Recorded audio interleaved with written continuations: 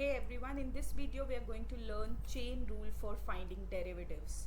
Now as the name suggests, the original function given in this question, in such questions where chain rule will be applicable, will be not just an ordinary function, but it would be a composite of certain functions, creating a chain of functions within a function itself. So it's primarily going to look like f of g of h of x or something like that, this chain may be bigger in size. So if the chain has three functions, then this is how it is going to look like.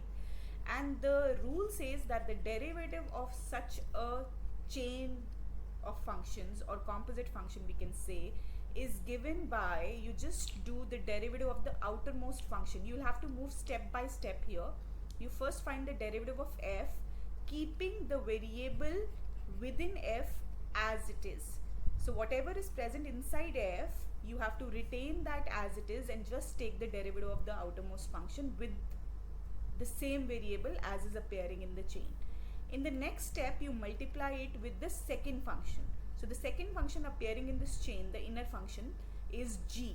So you do the derivative of g, keeping everything else as it is inside the derivative side. Then come to the next level of the chain, which is h of x, and then do the derivative of that.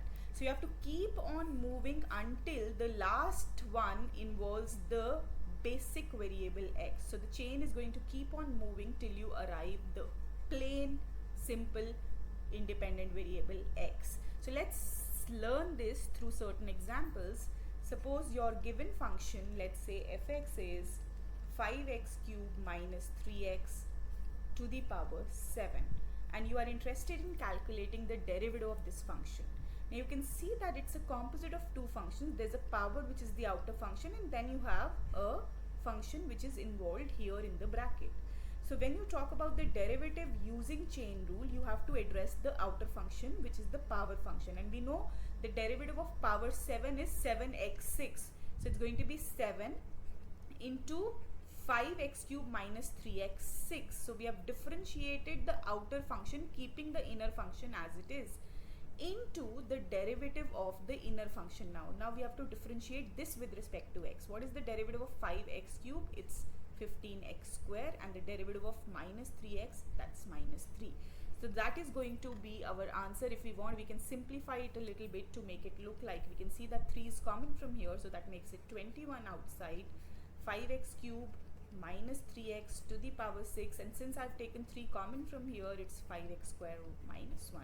So that's the derivative of this function, because this was not a simple function, it was actually a composite function where the outer function was the power 7 and the inner function was this. So you differentiated using the formula for the derivative of the outer function, which happens to be a power, and for the power 7, you know, the formula is 7 times the variable to the power 6, and here the variable was 5x cubed minus 3x, which was the variable for f of x, because it was not just f of x, it was actually a composite of FOG kind looking function. So let's also do one question where you have a double chain rule being applied. That means you have a chain of 3 functions. Let's say my fx is given by 1 plus sine 2x square.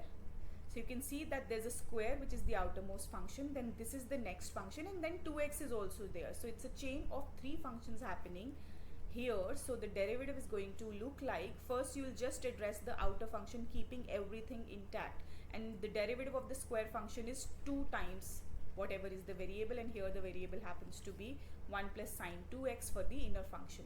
Now this is the inner function, so let's differentiate this. We know that the derivative of 1 is 0 and sine of anything is cos of that thing, but that thing is not a simple x, mind it. So the process has not ended here, it's a 2x which is inside, and the derivative of 2x is 2. So you will multiply all of them together to get your final derivative answer. So the answer to this problem looks like 4 cos 2x into 1 plus sine 2x. That's the derivative of this function.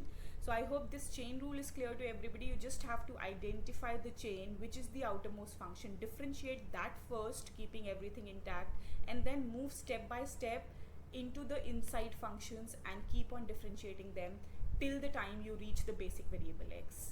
So that's all on chain rule. I hope you like the video. If you like it, please press the like button and share forward. Thank you for watching.